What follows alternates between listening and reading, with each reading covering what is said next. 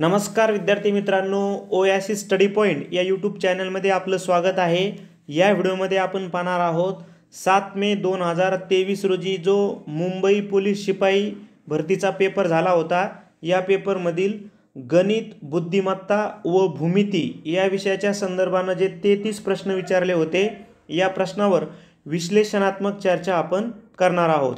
तर अधिक वेळ न घेता लगेच आपण 2023 मध्ये झालेला जो मुंबई पोलीस शिपाई भरतीचा पेपर आहे त्यामधील गणित, बुद्धिमत्ता व भूमितीचे प्रश्न पाहूयात।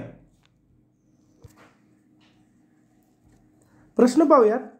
एका घनाची बाजू 4 मीटर आहे, ती दुप्पट केली तर त्याचे घनफळ किती पटीने वाढेल।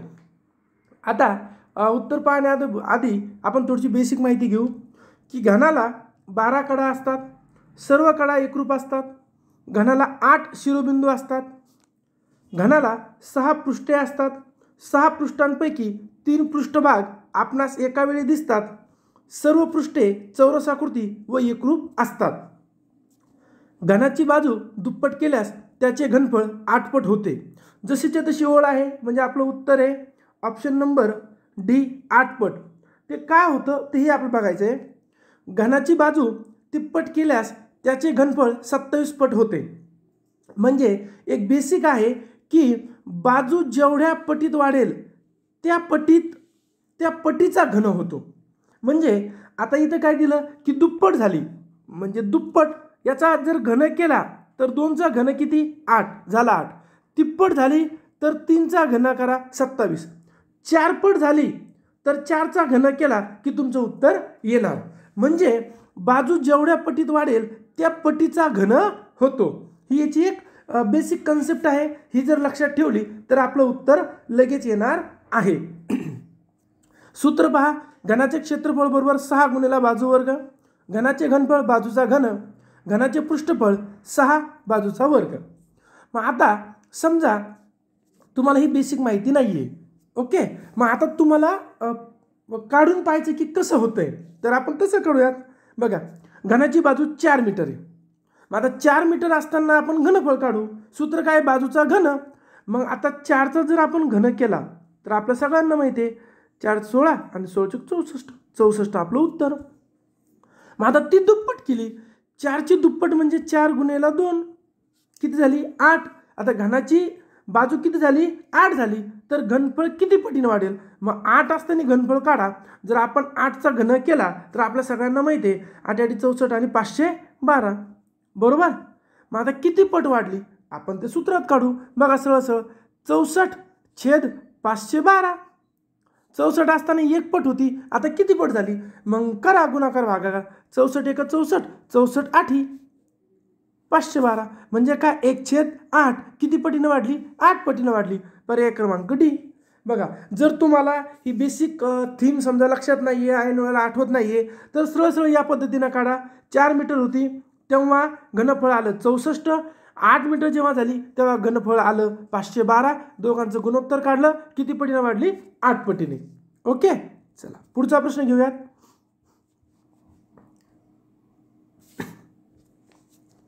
गटात न बसणारी संख्या ओळखा। 61 63 67 73 81 91 103 101। आता पहिल्याच आपलं उत्तर येतं 101। का उत्तर तर मिळालं, कारण बघा सगळी श्रेणी चढत्या क्रमाने दिसते आणि 101च वेगळा दिसतोय। पण मग इथं गटात न बसणारी म्हणतायत, मग चला आपण तसंही काढून पाहू।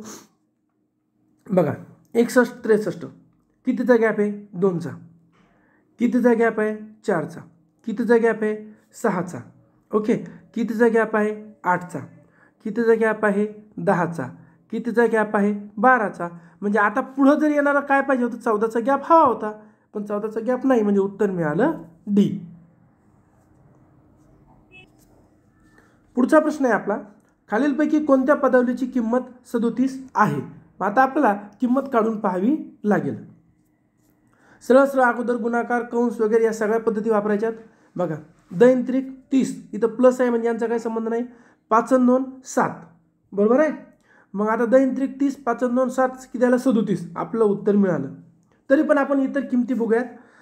10 गुणिले 4 10 40 आणि 5 3 गेले 2, 40 आणि 2 42, 8 चौक 32, 32 आणि 3 35, 9 मधून 3 गेले 6, 6 आणि 2 8. ओके, अशा प्रकारे सगळ्या किमती काढायच्या होत्या. जर परवा सोमवार होता तर शुक्रवार कधी असेल? बघा, आता पहिले तुम्ही आज घ्या. आज परवा सोमवार होता म्हणलेत म्हणजे भूतकाळ झालाय. आज कोण वार माहीत नाही. मग आता काल जा, काल आणि परवा. परवा कोण वार आहे? सोमवार. ओके, म्हणजे काल काय असणार? मंगळवार. म्हणजे आज कोण वार आहे? बुधवार. आता तर शुक्रवार कधी असेल? मग आता बघा, उद्या, उद्या आणि परवा. मग उद्या काय येईल? गुरुवार. आणि परवा काय येईल? शुक्रवार. ऑप्शन नंबर सी, परवा. परवा काय असेल? शुक्रवार. मग आज नंतर 2 दिवसांनी, आज नंतर 3 दिवसांनी हे थोडंसं येणार नाही. तर परवा हे आपलं परफेक्ट उत्तर येणार आहे. पुढे दिलं आहे आपल्याला की 33, 34, 35, x, 37, 38, 39 या संख्यांची सरासरी 36 आहे. तर एक्सची किंमत किती? पहिल्या पण उत्तर येतं 36च उत्तर आहे. Option number D. का? तिथं ट्रिक काय बघा. 33, 34, 35 सगळ्या क्रमवार आहे. 37, 38, 39 या पण क्रमवार आहे. आपल्याला माहिती आहे क्रमवार संख्यांची सरासरी ही मधली संख्या असते. म्हणजे इकडं 3 सुटल्या, इकडं 3 सुटल्या, बरोबर मध्ये उत्तर आलं 36. पण समजा तुम्हाला हे असं लक्षात आलं नाही, मग आता आपलं स्टेप बाय स्टेप सोडवा. बेसिक मेथड सरासरीची सगळ्यांची बेरीज. सगळ्यांची बेरीज किती येते या दिलेल्यांची? बघा, 1, 2, 3, 4, 5, 6. हे 6 आणि x काय आहे? 7वा आहे. आलं लक्षात? मग आता सगळ्यांची बेरीज करा भागाकार. बरोबर आहे. आपलं काय करावं लागेल? सगळ्यांचा भागाकार करावा लागेल. मग भागाकार जर केला तर काय येतं? भागेला 7, उत्तर येतं 36. प्रश्नचिन्हांच्या जागी योग्य पर्याय निवडा. आता सरळ ABCD बघा काय आहे? ACE. हे बघा, AC, C नंतर E. लगेच पुढचा घेतला F. पण F नंतर मग त्यांनी काय केलं? H. H नंतर J. J नंतर लगेच K घेतला आणि K नंतर मग परत M. M नंतर O. मग आता काय होईल? लगेच जवळचा P. ओके, P की ठिकाणी एका ठिकाणी झालं उत्तर. नंतर बघा R. R नंतर T. आलं आपलं उत्तर. पुढचा प्रश्न पाहूयात. शुभम व अनिल यांना 3S5 या प्रमाणात 24 केळी वाटल्या तर शुभमला मिळालेल्या केळी किती? सरळ आहे.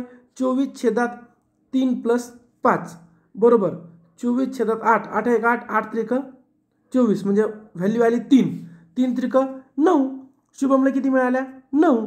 आणि अनिलला किती? 3 5 15. झालं का? अगदी सोपं गणित होतं. समसंबंध आपल्याला ओळखायचा आहे. मंगळवार शनिवार तर क्षेत्र काय? मंगळवार नंतर बघा बुधवार, गुरुवार, शुक्रवार, शनिवार. मग तसंच आता चैत्र नंतर काय करायचं आहे? आपल्याला तेवढे गॅप द्यायचे आहे. मग बघा चैत्र जसं आपण मंगळवार नंतर सोडला बुधवार, चैत्र नंतर वैशाख, बुधवार नंतर गुरुवार, इथं वैशाख नंतर ज्येष्ठ, गुरुवार नंतर शुक्रवार, तर इथं आषाढ. मग काय आलं? शनिवार, तर इथं श्रावण. Option number C.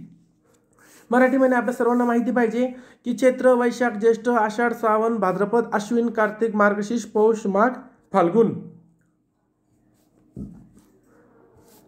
एका वर्तुळाचे क्षेत्रफळ 1386 चौशिमे असेल तर त्याचा परिघ किती असेल? क्षेत्रफळ दिलेलं आहे तर पहिले त्रिज्या काढून घ्या. मग आता आपलं क्षेत्रफळाचं सूत्र सर्वांना माहिती आहे की क्षेत्रफळ बरोबर पाय आर चा वर्ग. मग क्षेत्रफळ किती दिले? 1386. पाय म्हणजे काय? 22/7 गुणिले आर चा वर्ग 22/7. मग आता 1386 गुणिले 7 छेदात 22 बरोबर आर चा वर्ग. ओके, मग काटाकाटी केली आपण. 22चा यानं काटाकाटी केली तर खाली किती आलं? 441. मग आता 441चं वर्गमूळ किती? 21. मग आपल्याला त्रिज्या किती मिळाली? 21. आता त्रिज्या 21 मिळाली. मग परिघाचं सूत्र आपल्या सगळ्यांना माहिती आहे की 2πr हे परिघाचं सूत्र आहे. मग आपण आता परिघ काढूयात.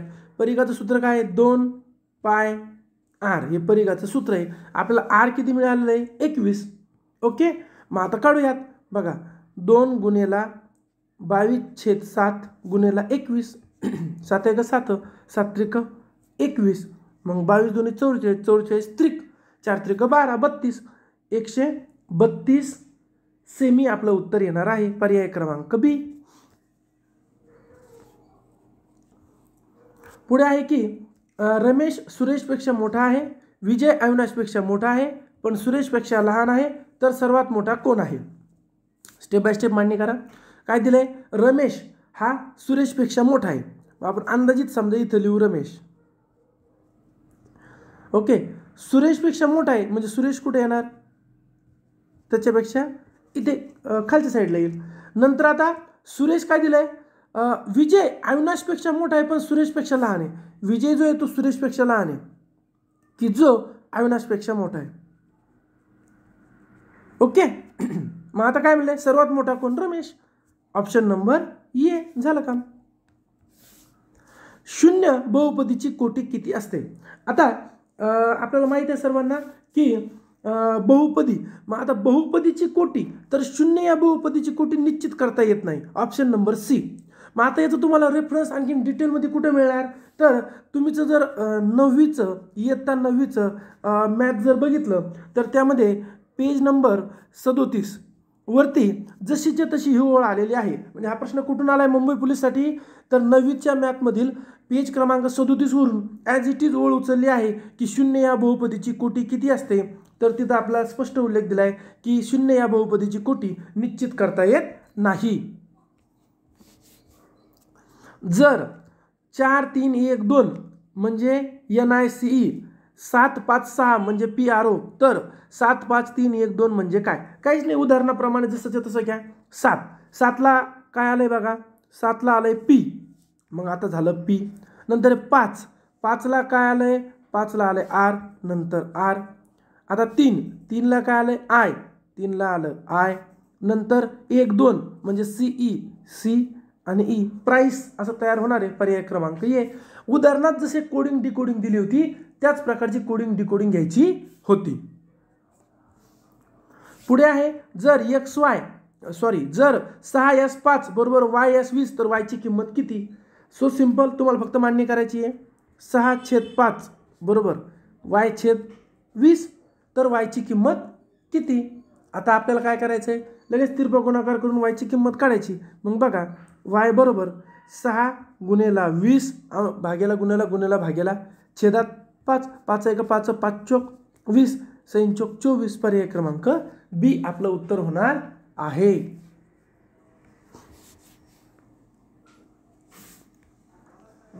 जतीन, नितीन व मोहसिन यांची वय अनुक्रमे 16, 24 व 36 वर्ष आहेत, तर नितीनच्या वयाचे मोहसिनच्या वयाशी असलेलं गुणोत्तर किती? काहीच करायचं काम नाही, इथलं इथं उत्तर आहे आपलं. नितीनचं वय किती आहे? 24 वर्ष आणि मोहसिनचं 36 वर्ष. 24 भागेला 36 बरोबर आहे. सरळ 12 दुनी आणि 12 त्रिक 2 यास 3, पर्याय क्रमांक बी. जे अगदी सोपे उदाहरण आहेत त्यावर आपण जास्त वेळ देत नाहीये कारण ते अगदी सोपे आहेत. जिथे गरज आहे जास्त वेळ देण्याची ते अगदी डिटेलमध्ये घेऊयात. 3x + 5y बरोबर 9 आणि 5x + 3y बरोबर 7, तर xy ची किंमत किती? इथे तुम्हाला डिटेलमध्ये सोडवावं लागतं, पण थोडंसं आपल्याला लिहायला अडचण जाते म्हणून आपण काय केलं, तुम्हाला लिहूनच दिलंय. काय केलं? 3x + 5y बरोबर 9 या पहिल्या समीकरणाला 5ने गुणून आणि 5x + 3y बरोबर 7 ला 3ने गुणून. मग आता बघा, 15x 25y 45, 15x 9y 21. मग आता वजाबाकीच्या चिन्हानं गुणून घेतलं आणि काटाकाटी केली. कॅन्सलेशन नंतर 16y बरोबर 24. y ची किंमत आली 3/2. मग समीकरण 2 मध्ये y ची किंमत टाकूयात आपण. तर किंमत टाकली तर x ची किंमत मिळाली आपल्या 1/2. मग आता y ची आणि x ची दोघांची किंमत आपल्याकडे आलेली आहे. मग बघा, x ची किंमत आहे 1/2, y ची किंमत आहे 3/2. मग आता आपण सरळ सरळ छेद समान आहे म्हणून त्यांची बेरीज केली 4/2. मग बे 1 बे 2 2, उत्तर आलं 2, पर्याय क्रमांक 1 आपलं उत्तर होणार आहे. एक तर तुम्ही याचा स्क्रीनशॉट घ्या किंवा तुमच्या हस्ताक्षरात एकदा लिहून घ्या, जेणेकरून या प्रकारचे उदाहरण जर परत आलं तर आपला 1 मार्क निश्चित होणार आहे. प्रश्नचिन्हाच्या जागी येणारा अंक कोणता? h/p बरोबर 1/2, c/r किती? तर आपल्या सगळ्यांना किंमत माहीत आहे. ABCD, A ला 1 B ला 2 असे अंक जर आपण दिले तर h/p दिलं त्यांनी, तर एचचा व्हॅल्यू आपल्या सगळ्यांना माहीत आहे 8 आहे आणि पीचा 16 आहे. मग आता काय म्हणले सी छेद आर. मग आता सीचा व्हॅल्यू आपल्या सगळ्यांना माहिती आहे 3 आहे आणि आरचा किती आहे 18 आहे.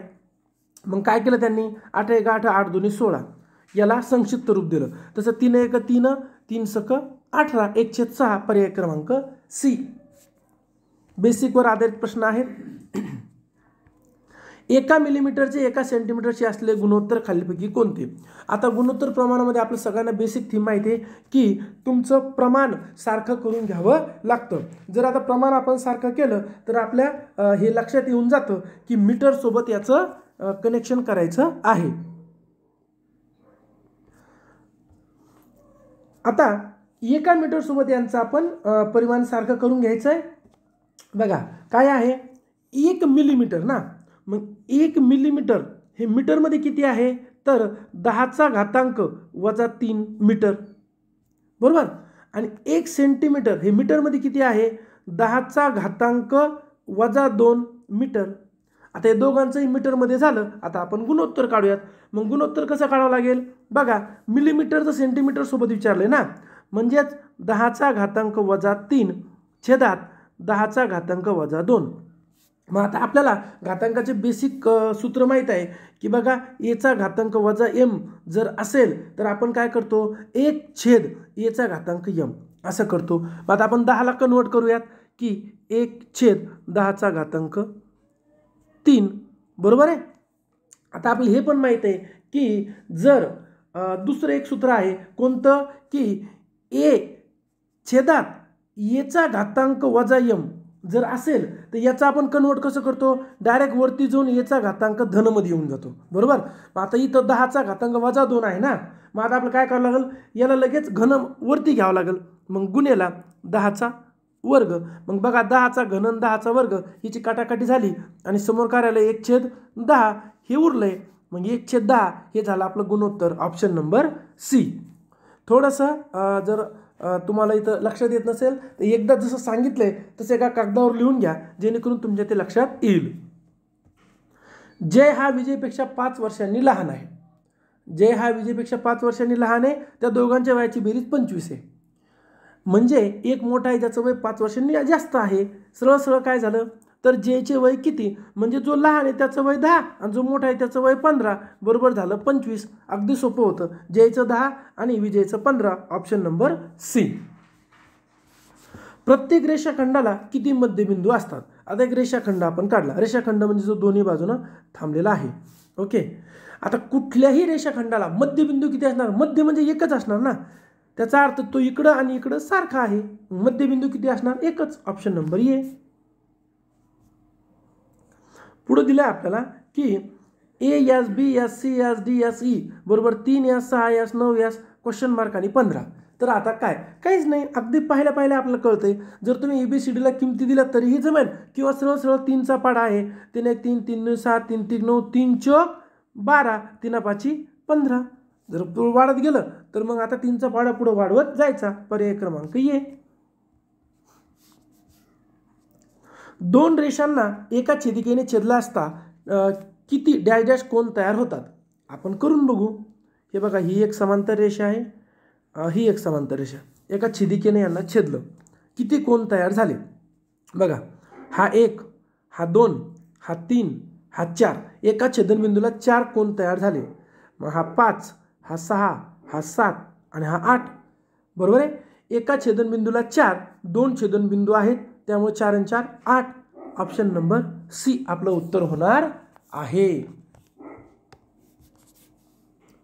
एका त्रिकोणाच्या दोन भुजा 5 सेमी व 1.5 सेमी असतील तर त्रिकोणाच्या तिसऱ्या भुजेची लांबी टिंबटिंब नसेल असं म्हटलंय. आता या उदाहरणासाठी तुम्हाला एक बेसिक माहिती असायला पाहिजे की पायथागोरसचं त्रिकूट.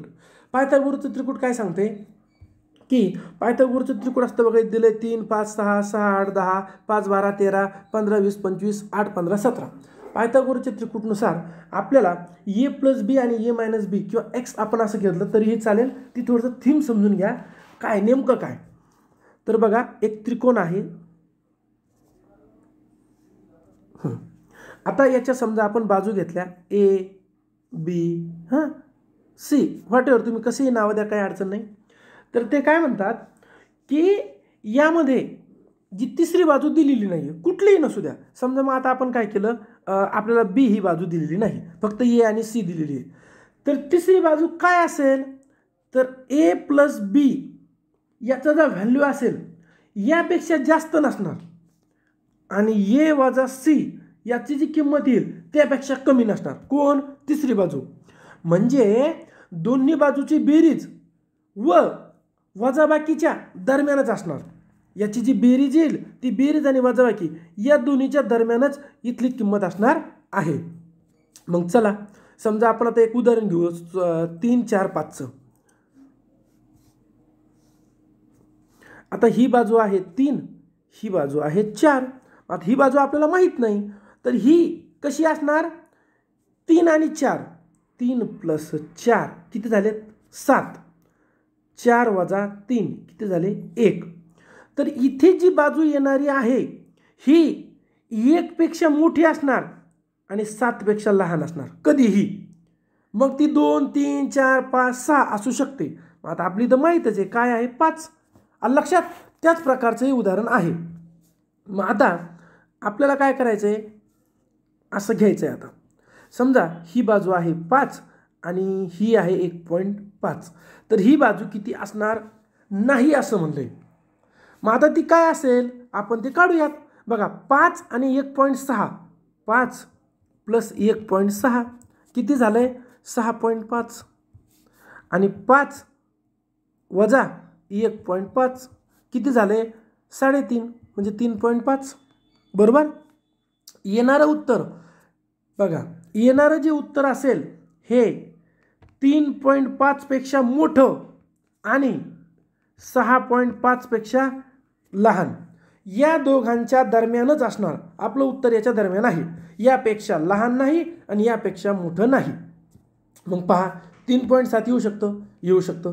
4.1 येऊ शकतं, येऊ शकतं. 3.8 येऊ शकतं, येऊ शकतं. हे तीनही पर्याय याच्या दरम्यान आहे, परंतु 3.4 लहान आहे ना, हे कन्फर्म नसणार आहे. उत्तर झालं पर्याय डी. पुढे आहे 4x प्लस 5y बरोबर 19चा आलेख काढण्यासाठी x बरोबर 1 असताना y ची किंमत किती? सरळ सरळ y ची किंमत काढण्यासाठी x ची किंमत टाका. मग आता 4 गुणिले 1 प्लस 5y बरोबर 19.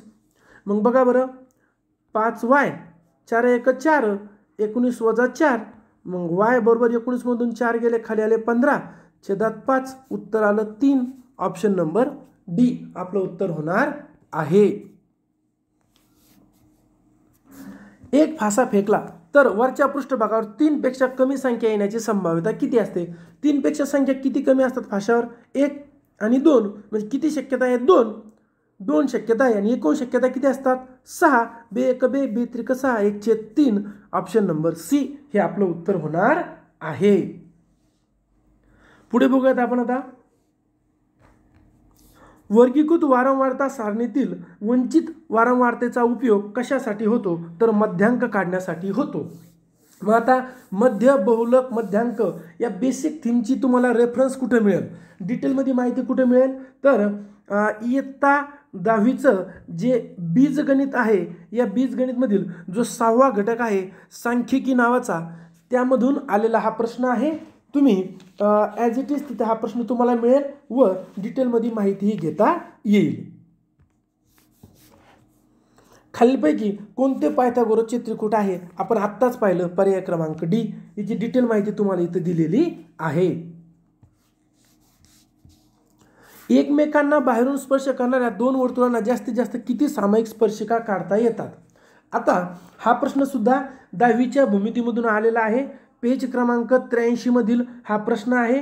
त्यामधील संकीर्ण प्रश्न संग्रह 3 मधील उदाहरण क्रमांक 5 जसाच्या तसं आपल्या इथं दिलेलं आहे. काय आहे की एकमेकांना बाहेरून स्पर्श करणाऱ्या 2 वर्तुळांना, बघा 2 वर्तुळ आहे की जे फक्त एकमेकांना बाहेरून स्पर्श करतात. आता इथे एकमेकांना स्पर्श करतात, तर यांना किती सामायिक स्पर्शिका काढता येतील? तर बघा ही 1 आणि ही 2, तर किती काढता येतात? 2 सामायिक स्पर्शिका काढता येतात. पर्याय क्रमांक बी. पुढे आपल्याला दिलंय की एका चौरसाच्या कर्णाची लांबी 12 कर्णी 2 सेमी आहे तर त्याची परिमिती किती. चौरसाची परिमितीचं सूत्र आहे 4 गुणिले बाजू. आता बाजू तर दिली नाही ना, बाजू आपण काढूयात.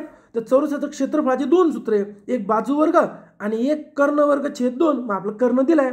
मग बघा बरं, आता आपण जर कर्ण वर्ग केला तर 12 कर्णीत 2 चा वर्ग छेदात 2. मग बघा 12चा वर्ग 144 गुणेला कर्णीतून 2 गेले बाहेर आले 2 छेदात किती आहे 2. 2 2 कटले मिळालं 144. 144चं वर्गमूळ किती आहे 12. मग आपल्याला बाजू किती मिळाली 12. मग आता बाजू जर आपल्याला 12 मिळाली तर बाजू गुणेला 4 जर केलं तर उत्तर काय मिळतं आपल्याला परिमिती 12 48. पर्याय क्रमांक सी आपलं उत्तर होणार आहे. 2.9 सेमी त्रिज्या असणाऱ्या वर्तुळात जास्तीत जास्त किती लांबीची जीवा असू शकते. बघा हे वर्तुळ आहे आणि याची ही त्रिज्या दिली आहे. ही त्रिज्या किती आहे 2.9. तर मग आता जास्तीत जास्त लांबीची जीवा असू शकते. जीवा म्हणजे काय तर वर्तुळावर कोणतेही 2 बिंदू जोडणाऱ्या रेषेला जीवा असं म्हणतात. आता ह्या सगळ्या जीवा आहेत, ही जीवा ही जीवा ही जीवा ही जीवा. परंतु आपल्या सगळ्यांना माहिती आहे वर्तुळ केंद्रातून जाणारी जी जीवा आहे, जी वर्तुळ केंद्रातून जाते त्या जीवेला आपण काय म्हणतो व्यास. व्यास ही वर्तुळाची सगळ्यात मोठी जीवा असते. मग आता ते किती त्रिज्येच्या दुप्पट 2.9 2.9 5.8. पर्याय क्रमांक डी. तळाची त्रिज्या 7 सेमी व उंची 24 सेमी असल्या शंकूचे वक्र पृष्ठफळ किती. थीम समजून घ्या. बघा त्यांनी दिले शंकूचं वक्र पृष्ठफळ आपल्याला काढायचं आहे. आता ओके या प्रकारचा आता हा शंकू आहे. तर आता ते काय म्हणले आपलं वक्र पृष्ठफळ काढायचं आहे. मग यासाठी आपल्याला उंची त्यांनी दिली 24. उंची किती दिली 24 आणि त्रिज्या किती दिली 7. म्हणजे आपलं उंची आहे 24 पाय आहे 7. आता आपल्याला कर्ण काढायचा आहे. तर कर्णाला आपण तिरकस उंची असं म्हणतो. तिरकस उंची म्हणजे 2 पद्धतीनं काढता येतं. तुम्ही पायथागोरसचं त्रिकूट जरी वापरलं की कर्ण वर्ग बरोबर पाया वर्ग प्लस उंची वर्ग त्यानुसार जरी काढलं तर 24चा वर्ग किती येतो तर 24चा वर्ग येतो बघा 576 प्लस 7चा वर्ग 49 ते येतं 625. 625चं वर्गमूळ येतं 25. तिरकस उंची काय मिळते 25. ओके. किंवा दुसरी पद्धत अशी आहे बघा, एक पद्धतीने तुम्हाला 25 उत्तर तर ऑलरेडी आणून दिलंय. दुसरी पद्धत अशी आहे तिरकस उंची बरोबर इन अंडर रूट म्हणजे कर्णीमध्ये r वर्ग प्लस h वर्ग. सेम मेथड इथं पण उत्तर काय येतं 25. मग आता तिरकस उंची मिळाली 25. मग आता सूत्र काय आहे वक्र पृष्ठफळाचं पाय r आणि l म्हणजे तिरकस उंची. मग बघा 22/7 गुणेला r आहे 7 गुणेला 25. 7 7 कटले 22 गुणेला 25. 22 गुणेला 25 किती येतं 22 24 आणि 550. ऑप्शन नंबर बी. पुढचा प्रश्न आहे 0.01 सेमी बाजू असलेल्या घनाचे घनफळ किती. याचा घन करा. मग 0.01 किती आहे 0.01 ना, म्हणजे मग 0.1 2 3 4 5 आणि 6. उत्तर आलं ऑप्शन नंबर डी. झालं. अगदी फक्त घन करायचा होता. पुढे आहे प्रश्नचिन्हाच्या जागी कोणता शब्द येईल. दूध लिटर. दूध कशात मोजतात लिटर. मीटरमध्ये काय मोजतात कापड. अगदी सोपा प्रश्न आहे ऑप्शन नंबर ए. आणि शेवटचा प्रश्न आहे आपला आयताच्या लांबीतून व रुंदीतून 5 वजा केले तर त्याची परिमिती 26 येते. या माहितीचे गणिती भाषेतील रूपांतर कसे करता येईल. ओके पहिले थीम समजून घ्या. एक आयत आहे. या आयताला आपण काय केलं त्याची लांबी 5 न कमी केली म्हणजे x वजा 5. रुंदी 5 न कमी केली समजा y वजा 5 आणि y वजा 5 तर 26 येते. मग आता आपण सगळ्यांना सूत्र माहिती आहे ना. सूत्र काय आहे 2 कंसात लांबी प्लस रुंदी. मग घ्या बरं आता बरोबर काय म्हणले ते 2 कंसात लांबी काय x वजा 5 प्लस रुंदी काय x वजा y आणि बरोबर किती येणार आहे 26. मग आता ही मांडणी करून गणितीय रूपात मांडायचे. चला करून घेऊयात. काय आहे की 2 कंसात एक्स वजा 5 प्लस एक्स वजा वाय कंस पूर्ण आणि किती येतं आहे परिमिती 26. मग आता सोडवा. 2 गुणिले x 2x plus 2 गुणिला Y 2y आणि 5 दुनी 10 आणि 5 दुनी 10. ओके, इथं होतं y वजा 5. 5 दुनी 10 5 दुनी 10 एकूण परत एकदा लिहूयात. काय होतं 2 कंसात एक्स वजा 5 प्लस वाय वजा 5 बरोबर 26. मग बघा 2x प्लस 2y बरोबर 5 दुनी 10 5 दुनी 10 10 दुनी 20 26 प्लस 20. का? कारण इकडं वजा होतं तिकडं जाऊन प्लस झालं. मग आता बघा 2x प्लस 2y बरोबर 46. मग दोन्ही बाजूला 2 2ने भागून घेतलं. बे एक बे बे एक बे आणि इथं आलं 23 म्हणजे एक्स प्लस वाय बरोबर 23. पर्याय क्रमांक सी आपलं उत्तर होणार आहे. बघा या प्रकारे आपण मुंबई पोलीस जो पेपर 7 मेला 2023ला झाला होता त्यामधील गणित व बुद्धिमत्ता आणि भूमितीच्या सर्व प्रश्नांची डिटेल माहिती घेतली आहे. तुम्ही ओएसिस सोबत कनेक्ट होऊ शकता. आपलं YouTube channel, Telegram channel, WhatsApp channel आहे, फेसबुक पेज आहे, इन्स्टाला पेज आहे आणि आपली वेबसाईटसुद्धा आहे ओएसिस स्टडी इन. या सर्वांच्या लिंक या व्हिडिओच्या डिस्क्रिप्शन बॉक्समध्ये आहे. तिथे तुम्ही जॉईन व्हा जिथे तुम्हाला सर्व अपडेट मिळतील. व्हिडिओ आवडला तर लाईक करा, आपल्या मित्रांना शेअर करा. त्याचबरोबर ओएसिस स्टडी पॉईंटचे यूट्यूब चॅनल सबस्क्राईब करा. धन्यवाद.